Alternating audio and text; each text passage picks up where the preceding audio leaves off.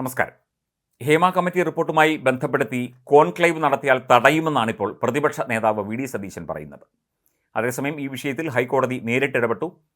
മുദ്രവെച്ച കവറിൽ റിപ്പോർട്ടിന്റെ പൂർണ്ണരൂപം എത്രയും വേഗം ഹൈക്കോടതിയിൽ സമർപ്പിക്കാനാണ് ഈ നിർദ്ദേശം നൽകിയിരിക്കുന്നത്. പ്രതിപക്ഷം ഉയർത്തിയ അതേ കാര്യങ്ങൾ WCCയും ഉയർത്തി. ഇരകളെയും വേട്ടക്കാരെയും ഒരുമിച്ചിരുത്തിയുള്ള കോൺക്ലേവ് തെറ്റാണെന്ന് വി ഡി സതീശൻ ചൂണ്ടിക്കാട്ടി.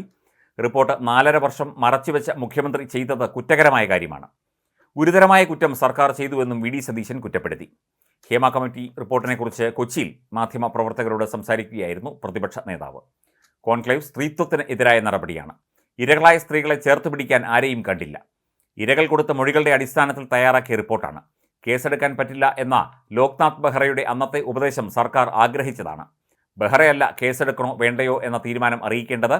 ഇരകളുടെ അഭിമാനം സംരക്ഷിക്കാൻ എല്ലാവരും തയ്യാറാകണം എന്നും സതീശൻ പറഞ്ഞു. ആരോപണങ്ങളുടെ അടിസ്ഥാനത്തിൽ ഗണേഷ് കുമാറിന് പങ്കുണ്ടോ എന്ന് അന്വേഷിക്കണം. രാഷ്ട്രീയമായിട്ടല്ല, സ്ത്രീ വിഷയമായിട്ടാണ് ഇതിനെ കാണുന്നത്. സർക്കാർ നടത്തുമെന്ന് പറയുന്ന കോൺക്ലേവ് വെറും തട്ടിപ്പാണ്. ഇരകളെയും വേട്ടക്കാരെയും ഒരുമിച്ചിരുത്തി കോൺക്ലേവ് നടത്തിയാൽ തടയുമെന്നും വി ഡി സതീശൻ പറഞ്ഞു.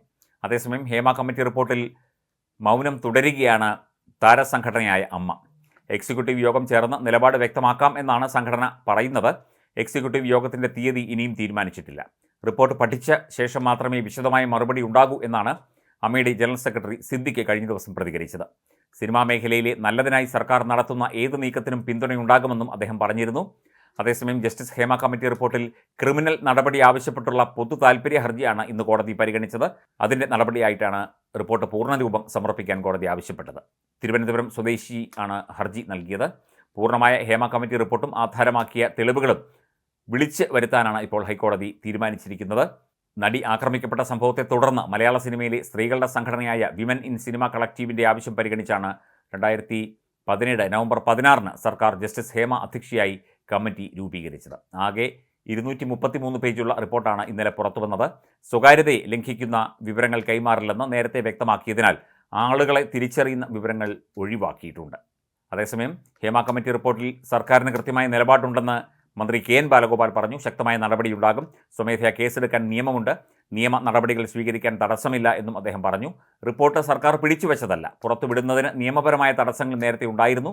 അത് അതിൻ്റെ സമയത്ത് പുറത്തുവിട്ടു. പ്രതിപക്ഷം കണ്ണടച്ച് രാഷ്ട്രീയമായി എതിർക്കുകയാണ്. വസ്തുതാപരമായി പറയുന്നതാണ് അവരുടെ വിശ്വാസ്യതയ്ക്ക് നല്ലത് എന്നും KN ബാലഗോപാൽ പറഞ്ഞു. അതിനിടെ സിനിമാ മേഖലയിൽ സ്ത്രീകളുടെ പ്രശ്നങ്ങൾ വ്യക്തമാക്കുന്ന റിപ്പോർട്ടിലെ കണ്ടെത്തലുകൾ ക്രിമിനൽ നടപടി ആവശ്യപ്പെട്ടാണ് ഹൈക്കോടതിയിൽ ഹർജി സമർപ്പിക്കപ്പെട്ടത്.